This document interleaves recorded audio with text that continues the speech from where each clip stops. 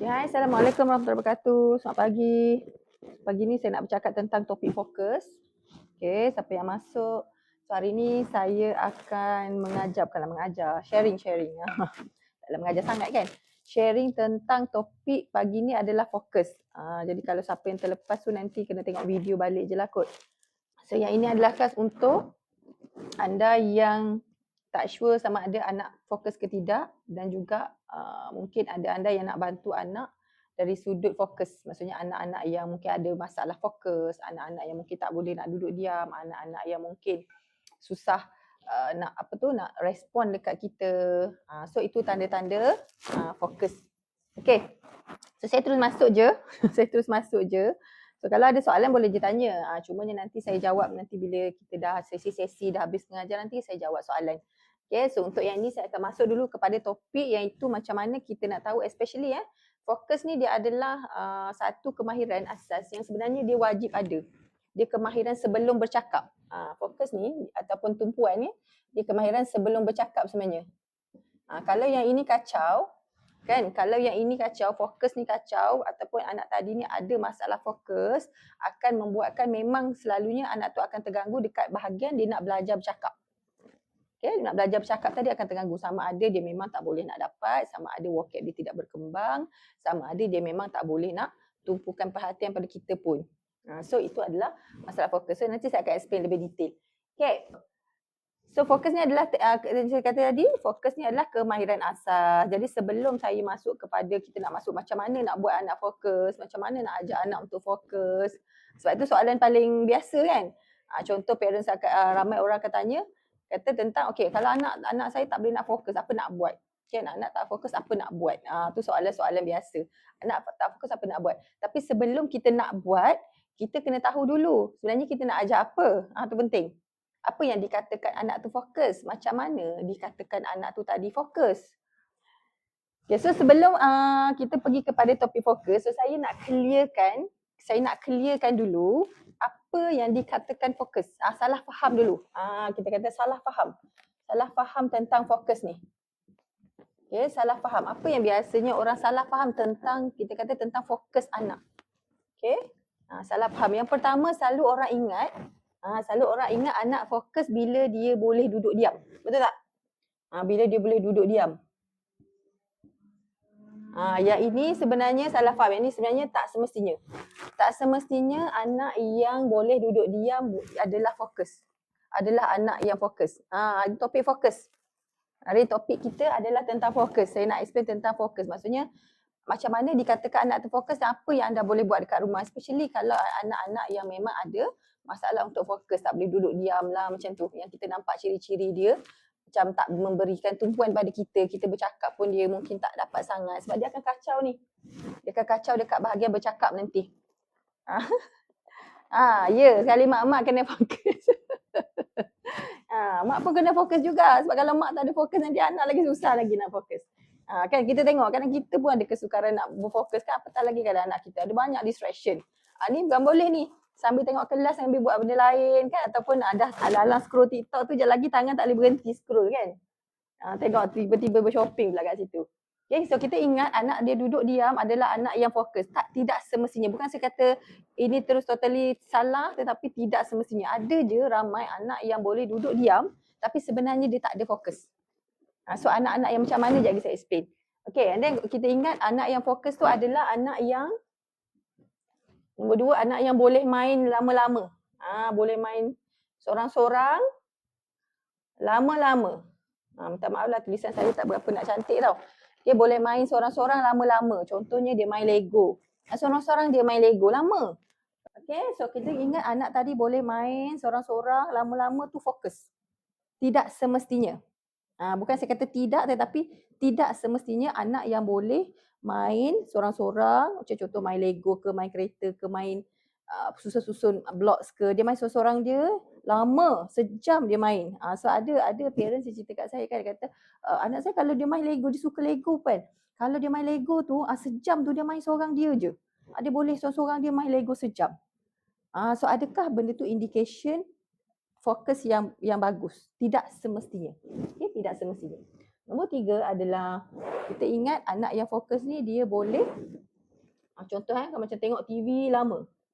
Macam boleh main ataupun tengok TV lama. Tengok TV tu lama, tengok video lama, definitely yang tu bukan fokus yang baik lah.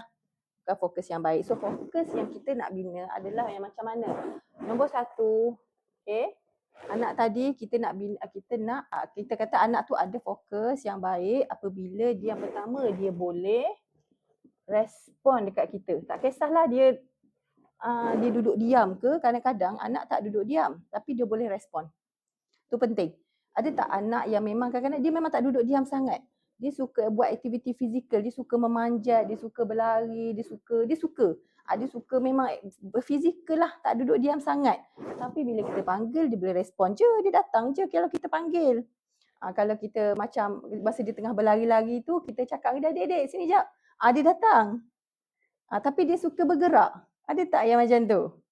Contoh tengah main ajak mandi ikut yes, betul. Macam itulah maksudnya dia tahu yang kita tengah bercakap dengan dia. Dia boleh respon atau kata walaupun dia tak duduk diam. So sebenarnya kalau anak tu tak duduk diam tapi dia boleh respon, sebenarnya dia ada tumpuan. Dia ada fokus. Dia saya fokus tu macam mana? Dia tak semestinya anak tu kena duduk diam baru kita kata fokus. Tidak tahu sebab anak-anak ni dia belajar dengan cara yang berbeza. Ada anak dia memang jenis kinestetik, dia suka bergerak. Ya kan? Ada. Tu ramai tu. So dia boleh respon. Yang penting sebenarnya kita tengok ada tak dia boleh respon kat kita. Kita panggil dia pandang tak? Dia tengok tak dekat kita bila kita panggil dia. Walaupun dia tengah bergerak. Bergerak ke, tengah duduk ke, tak kisah. Tengah duduk diam pun. Tapi bila kita panggil tu dia respon. So kita lebih tengok kepada respon. Anak tak nak duduk diam. Main tu sekejap, main sekejap. Yang itu dia lebih kepada jangka masa. Jangka masa, betul. Yang tu pun kita nak bina dalam tumpuan. Sebab kadang-kadang anak dia ada tumpuan tetapi tak lama. Jangka masa tu pendek. Dia macam tu. Main panjat meja, panjat tangga tapi panggil masuk raya. Kan? Okey lah tu. Kalau macam tu. Dia memang suka, memang itu fasa dia. Macam mana? Kan? Okay, and then so yang okey lah. Ini maksudnya dia ada tumpuan. Yang ada tumpuan. Boleh respon. Kita punya tu. Dia boleh respon. Nombor 2 adalah dia boleh kongsi tumpuan. Kita panggil sebagai kongsi. Kongsi tumpuan dengan kita. Berkongsi tumpuan. Contoh macam mana kita berkongsi tumpuan dengan orang. Contoh dia ada 2. Okay, dia macam ni. Contoh kita tunjuk, tengok tu ada. Tengok tu, tengok kereta sana tu. So ada kalau kawan kita pun tengok. Maksudnya kita berkongsi tumpuan dengan dia. Ataupun kawan kita cakap, tengok sana tu, kereta tu. Kita pun tengok ikut arah yang dia suruh tu tadi. Itu pun kongsi tumpuan. Jadi anak kita tadi boleh tak berkongsi tumpuan. Contohnya macam kita tunjuk, dia tengok tu ada cat. Dia pun tengok. Walaupun dia tak adalah cakap apa, tapi dia tengok ke arah yang kita tunjuk tadi tu. Dia tahu benda tu. Dia tahu untuk follow arah tu. Ataupun kadang-kadang mungkin dia nampak benda yang dia minat. Dia excited. Kan dia jalan-jalan dia excited, dia nampak something yang dia suka lori ke contohnya. Dia nampak lori, dia excited, lepas tu dia tunjuk-tunjuk. Dia suruh kita tengok. So itu adalah berkongsi tumpuan. Ada tak anak buat benda tu? So kalau anak ada buat, insya-Allah dia ada tumpuan. Dia ada fokus tu. Untuk belajar tu dia ada. So nak belajar bercakap tu yang tu perlu. Dia kena follow kita punya tumpuan ataupun dia boleh ajak orang follow tumpuan dia. So ada tak nombor 2? Ada tak nombor 2? Ni kita laju ni. Kan kelas ada laju. Lajulah ni. Bagi yang simple-simple je untuk senang faham. Okay, kalau nak pelat boleh cakap, boleh pelat. Tak ada. Ada. Kalau yang tak ada, yang tu yang kita nak bantu tu. Kalau yang tak ada, yang tu kita nak bantu. Kalau yang ada, okey tak apa. Okay, so kita nak cerita tentang ni. Kalau anak yang ada masalah nak kongsi tumpuan, mungkin dia ada masalah tumpuan. Kalau anak yang ada masalah nak respon, kan dia ada masalah fokus tu tadi. Dia macam tu. Okay, so kalau ada, insya-Allah dia ada fokus tu tadi. Cuma adalah nanti aktiviti-aktiviti yang anda boleh buat dekat rumah untuk bantu membina semula kemahiran tu. Okay. And then nombor 3 baru kita tengok anak tu tadi boleh, maksudnya dia boleh, kita panggil sebagai boleh, kalau dia terganggu, dia boleh patah balik kepada aktiviti yang tengah buat tu. First time join, anak 4 tahun, baru cakap 3 words. Okay, boleh. Topik hari ni kita bercakap pasal fokus. Sebab topik anak bercakap ni dia besar tau. Topik dia besar, topik dia sangat luas. Setiap satu masalah yang mungkin anak anda hadapi, dia mungkin ada banyak sebenarnya cara dan teknik dan cara kita nak improve anak tu tadi. Dia bukan satu cara, tapi hari ni saya fokus kepada teknik, fokus kepada skill fokus. Nanti kita belajar sikit-sikit lah kan. Saya tak boleh nak ajar lambatkan semua. Kalau lambatkan semua, habis ilmu 20 tahun tu saya nak ajar apa pula dah nanti. Kan? Habis ilmu 20 tahun ajar hari ni. Nanti saya tak ada topik dah minggu esok. Kita pasal fokus. Fokus ni pun tak habis kan. 2 hari boleh ngajar fokus je. Main seorang-seorang tak ada. Ya, betul. Puan Anissa. Kalau anak yang ada masalah fokus, maksudnya dia tak boleh nak susah nak respon dekat kita, tak boleh nak berkongsi tumpuan, dia mungkin main seorang-seorang, kan main seorang-seorang, tak boleh nak berinteraksi dengan orang lain. Yang itu adalah selalunya isu fokus. Okay? Nombor 3 adalah dia boleh patah balik. Bukan patah balik, apa nama dia? Kalau terganggu, dia boleh patah balik kepada aktiviti yang dia buat sebelum tu. Tu maksud dia. Sabar-sabar Puan Pika. Sekejap lagi kita masuk macam mana meningkatkan fokus. Sekarang kena faham dulu. Fokus tu apa yang kita nak bina. Sebab dengan kita tahu apa yang kita nak bina, fokus tu tadi, barulah nanti datang aktiviti tu. Kalau kita tak tahu nak bina apa, datang aktiviti buat kita macam tak tahu nanti kita tak tahu benda yang kita buat. Kita pun tak tahu nak observe skill apa yang kita tengah bina. Sebab tu bila saya mengajar, saya akan bagi faham dulu. Anda faham dulu sebenarnya anda nak tengah bina apa? Nak bina perkataan ke? Nak bina faham ke? Nak bina apa? Nak bina kemahiran apa? So nanti baru datang aktiviti. Aktiviti tu datang kemudian selepas kita tahu nak bina apa. Okay? So nombor 3 tadi saya kata dia patah balik. Dia bukan patah balik lah. Dia boleh patah balik kepada aktiviti sebelum.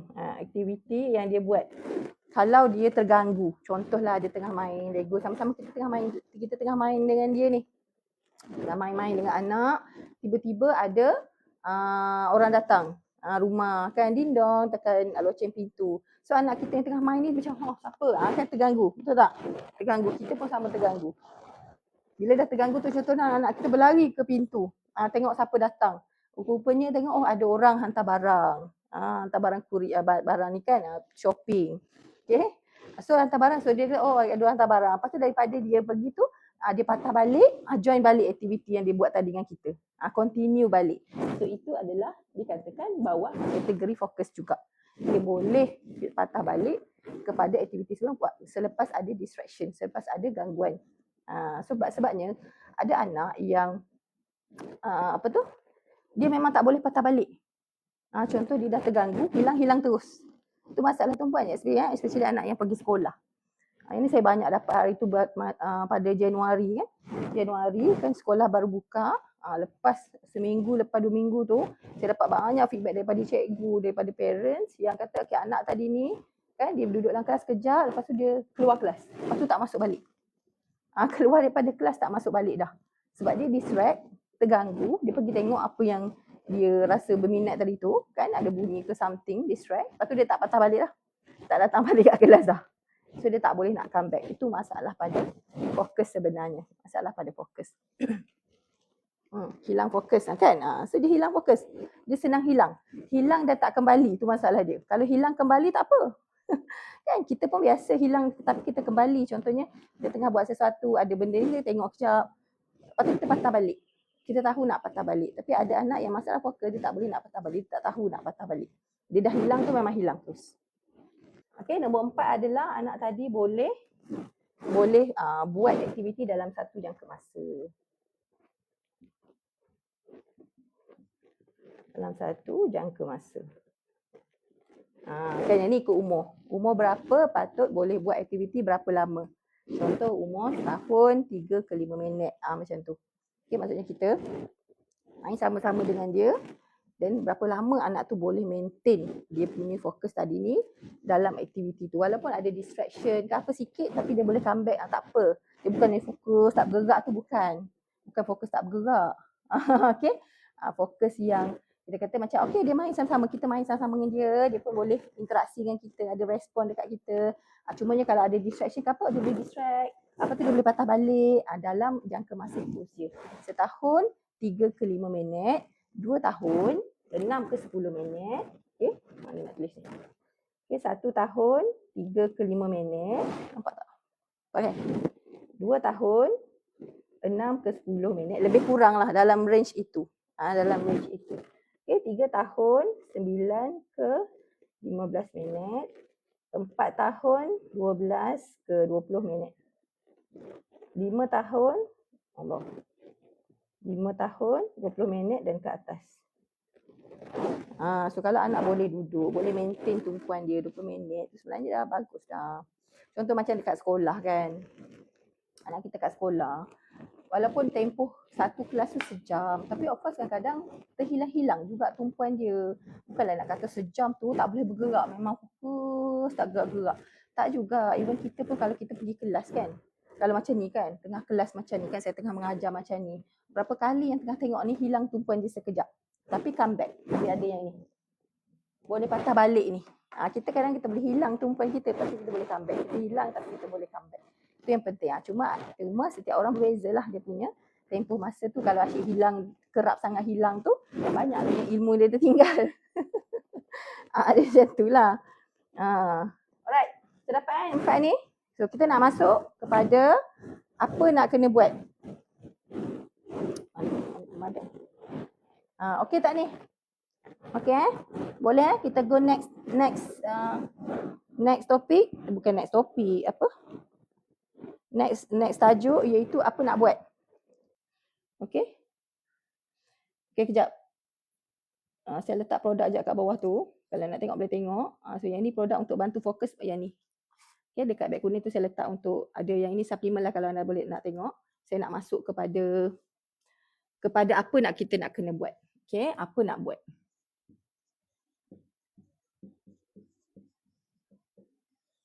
Okey, boleh tengok. Yang ni boleh, yang ni dia punya main ingredient adalah untuk yang pertama sambungan neuron dan juga bantu fokus dan juga tidur. So kalau anak ada isu fokus ni saya sangat recommend untuk ambil. Okey, boleh tengoklah dekat beg kuning tu dapat harga berapa. Nak check out boleh check out je. Tapi saya continue dengan kelas tau. Aku dapat separuh je. Sekejap. Okey. Alright, so apa nak buat? Ni penting. Kat rumah saya bagi teknik ni ataupun tips ni, taklah tips sangat. It's a teknik. Okay, it's a teknik. So yang ini adalah kita nak bina apa tadi? Saya ulang balik. Nombor 1, kita nak bina anak tadi boleh respon. Okay. Nombor 2, anak tadi tu boleh boleh respon. Nombor 2, kita nak anak tadi boleh buat share tumpuan. Yang nombor 3, kita nak anak tu boleh come back bila terganggu. Nombor 4, kita nak anak tu boleh maintain dalam aktiviti. Okay, so 4 benda yang kita nak bina bila kita kata nak bina fokus. Okay, so apa nak kena buat? Nombor 1 adalah, nombor 1 ni, ada tak dekat rumah kerja-kerja rumah yang kita, umur 2 tahun ke atas pun harus betul. Okay, ada tak kerja-kerja rumah yang kita boleh minta anak kita tolong buat? Yang tu dipanggil sebagai heavy work. Sebab bila anak tadi tu, kan bila anak ni ada isu dekat fokus, sebenarnya kita bukan suruh dia duduk. Itu adalah cara yang salah. Contohnya, kita kata, kalau anak kita ni jenis tak fokus, tak boleh duduk diam lah, especially yang tak boleh duduk diam. Lagi dia tak boleh duduk diam, lagi kita suruh duduk. Duduk. Kan? Lagi kita suruh duduk. Kan? Kita suruh duduk sebenarnya, kalau anak tu ada isu pada sensori, selalu anak yang susah nak duduk, susah nak fokus, dia ada masalah pada sensori dipanggil. Okay, isu dia sensory processing. Maksudnya otak dia tak boleh nak proses maklumat daripada deria pergi ke otak dengan baik. Minta tolong buang sampah, yes betul. Okay, buang sampah, ada tak macam kena angkat bakul berat ke, bawa botol air ke, kan itu nama dia heavy work. So heavy work ni dia membantu dekat mana untuk bagi rangsangan pada sensori. Secara tak langsung dia bagi rangsangan pada sensori. So dekat rumah, ini saya bagi yang senang je tau, yang anda boleh buat dekat rumah. Saya tak nak bagi susah, macam buat kat pusat terapi sekejap lagi tak boleh buat, kan? Kalau saya bagi aktiviti buat macam pusat terapi sekejap lagi, jenuh pula nak pergi cari bahan-bahan tu. So heavy work ni kita nak rangsang sensori apa? Kita nak rangsang yang pertama sensori dekat sendi dan otot. Kita nak rangsang sensori di sini, sendi dan otot. Jadi kalau kata dekat rumah, ni saya tu sebagai aktiviti. Okay, aktiviti tu dia automatik dia merangsang sensori. Sebab kalau bagi satu-satu sensori nanti anda tak tahu nak buat apa. Okay, setiap satu tu bagi kan nanti confuse. So macam tu kerja, anak seronok buat kerja, buang pampers, ya. So maksudnya benda heavy work ni adalah benda yang ada beban, ada rasa beban. Bukan benda-benda yang ringan-ringan sangat, tidak. Tapi buat kerja rumah tu bagus, tetapi cari benda yang maksudnya ada sedikit daya, beban supaya bagi rangsangan pada otot tangan semua dan sendi. Ni sendi. So apa benda yang kita buat tu? Contoh, ada benda yang melibatkan pushing, tolak. Contoh tolak kotak. Tolak kotak yang berat sikit. Bagi berat sikit kotak tu. Jangan ringan sangat kotaknya. Letaklah barang mainan ke apa. Tolak bakul baju. Yes, betul Puan Fina. Betul. Tolak bakul baju. Macam bakul baju kan ada baju kat dalam tu macam berat sikit kan. Berat sikit, tolak. Suruh dia tolak. Tolak daripada sini lagi letak sana. Tapi buat benda tu dalam keadaan yang kita kata ada meaningful lah. Tolak tu suruh simpan. Okay, ni ada kita dah siap lipat. Adik tolong tolak tak letak kat sana. Tolak. So yang ada dia akan memberi tu. Yes, angkat air dalam baldi. Betul. Jangan bagi baldi besar tu. Baldi-baldi. Baldi-baldi comel lah kan. Kan baldi besar gitu kan. Jenuh pula kawan tu nak mengangkat. Tapi betul maksudnya contoh kita kata okay. Kita nak cuci kereta. Nak cuci kereta ni ataupun nak siram air, nak siram pokok bunga ni. Tolong bawakan tu bekas air yang ada air tu. Yang ada berat sikit yang dia boleh angkat. Tapi dia berat sikit. So benda tu akan bagi dia rangsangan dekat sendi-sendi tu. Dia akan bagi kat situ. Okay? Alright, dah faham kan yang pushing ni macam mana? Nanti carilah apa dekat rumah tu. Sebab kita ada je banyak barang kat rumah tu yang kita boleh guna. Pushing, pulling, tarik, tolak, tarik. Tarik apa yang boleh ditarik kat rumah tu. Tarik apa tali. Tarik. Apalah, sebab tu kita involvekan dia je. Sebab bila anak yang macam tak boleh duduk diam ni, just involvekan dia dalam aktiviti yang bermakna. Daripada dia duduk berpusing-pusing tak ada apa nak buat tu. Kan? Tarik kerusi, betul, tarik kerusi, tolak apa, bagi tapi benda tu make sure dia macam ada daya, ada macam pemberat-berat sikit yang boleh merangsang dia punya sendi dan otot. Angkat buku, betul, simpan buku-buku dekat rak, angkat buku, simpan dekat rak, kan ada movement ni sendi dan otot ni. Macam tu. Boleh. Angkat buku simpan dekat rak, macam tu. So bukanlah kata benda tu macam hari-hari, setiap hari tu adalah berbeza-beza, bukanlah sama kan. Tapi cuba dapatkan benda tu, baling bola boleh. Aktiviti-aktiviti tu. Tarik buku di rak, ya, apa-apa yang kita rasa memberi ada daya. Ada daya yang bagi efek pada sendi dan otot. Dia macam tu. Yes, angkat bakul mainan boleh. Angkat watermelon boleh. Boleh. Angkat barang kan, barang-barang kita beli daripada tu, angkat dia bawa pergi dapur. So benda tu dia akan bagi banyak rangsangan pada sensori di sendi dan juga otot. Yang akan sebenarnya sensori tu dia membantu otak dia untuk dapat rangsangan, dia akan lebih tenang. Selalunya anak yang tak boleh nak bertenang ataupun suka bergerak ni sebab dia nak dapat sensori tu. So kalau kita dah bagi dengan cara yang meaningful, so dia dapatlah benda tu. Tapi dia adalah long term punya cerita lah. Dia bukan hari ni buat, hari ni buat, esok terus okey, tak. Tapi boleh involvekan dia dalam macam tu. Angkat botol air, angkat tumbler, pergi ruang tamu, kita nak makan tu. Kan kita dah pinggan, pinggan bahaya pula, takut berderai je lagi, betul tak? Betul, aktiviti berkuda boleh. Boleh. Aktiviti berkuda sebab dia akan bagi, aktiviti berkuda lagilah bagus sebab dia, tapi yang tu dia aktiviti luar lah, boleh je swimming, berkuda sebab dia bagi input banyak pada sensori yang melibatkan otot, sendi dan juga badan punya vestibular dipanggil, keseimbangan. Boleh je Puan Nino, boleh je. Kalau ada makan vitamin lain boleh je, tak ada masalah. Sebab dia pun vitamin juga. Okay? Kalau dengan ubat je saya nak kena tahu, nak kena hati-hati sikit jenis ubat.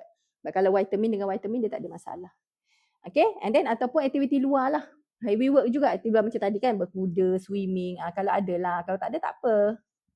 Banyakkan yang dekat rumah je. Sebab tu saya bagi ni, at least anda tahu apa yang boleh dibuat dekat rumah at least. Kalau keluar, bagi dia bawa beg. Kan, bawa beg yang ada berat. Bagi dia bawa beg yang ada berat, yang ada rasa berat. Topik fokus je, topik fokus Puan Mani, betul. Gym ball, boleh. Yang merangsang, yang kita tahu merangsang keseimbangan, merangsang otot, merangsang sendi dan merangsang sentuhan. 4 benda ni. Dia rangsang kat situ. Dia akan bantu. Anak kecil fokus memang dia suka angkat barang. Tolak beras, suka panjat, bergayut. Ya, bagus sebenarnya. Benda tu bagus. Okay, bergayut, memanjat. Yes, sama rasa memberi rangsangan dekat sini. Ini. Kena bagi. Dia kena dapat. Anak tu tadi dia perlukan. Naik basikal boleh. Anything yang berbentuk fizikal. Okay, tu yang aktiviti nombor 2. Nombor 1 dapat. Nombor 1 heavy work. Kerja-kerja dekat rumah ke keluar ke yang kita bagi sedikit beban untuk anak tu. Untuk dia dapat rangsangan tu. Kalau keluar tu bagi dia pakai beg. Bagi dia pakai beg. Especially kalau yang jenis macam senang terganggu, tak boleh duduk diam di public kan, lari-lari ke apa. Bagi dia bawa beg. Dalam beg tu letak berat sikit. Botol air ke, bagi rasa berat di bahu ni. Supaya dia ada that pressure tu. Tekanan pada sendi tu. So bila dia bawa benda berat, actually dia ada sedikit tekanan tu. Okay. Untuk anak yang lebih besar, mungkin kena cari aktiviti yang lebih meaningful lah. Contohnya macam aktiviti luar kan. Kalau ni lah, kalau adalah akses tu, contohlah kan pergi berkuda, pergi swimming, mandi swimming kan. Ataupun pergi yang dia melibatkan movement kan. Pergi yang macam rock climbing ke, wall climbing ke. Contohlah kalau dekat sini ada macam Putrajaya, ada kawasan yang rock climbing, bukan rock climbing, wall climbing. Dia akan suka benda gitu. Tapi benda tu diperlukan oleh badan dia untuk dia bertenang. Kalau lagi kita halang, lagi dia tak boleh bertenang sebenarnya. Kalau anak yang suka bergerak ni, lagi kita halang dia bergerak, lagi dia susah nak bertenang. So kita kena bagi, tapi bagi dalam keadaan yang meaningful. Yang benda tu ada aktiviti yang meaningful, bermakna. Tidak hanya sekadar berjalan, berlari merata-rata, tak tentu hala. Cuma kita kena guide dia lah. Cikgu cakap dalam kelas memang belajar terampil fokus. Tapi bila time periksa terus macam orang tak baca. Ya ke dia tak boleh nak handle tumpuan dia. Kan? Okay, so nombor 2 adalah aktiviti fizikal. Yang macam tadi, aktiviti fizikal. Aktiviti fizikal contoh yang tadi macam naik basikal. Kan? Sebab dia melibatkan tu. Bila naik basikal ni, kan?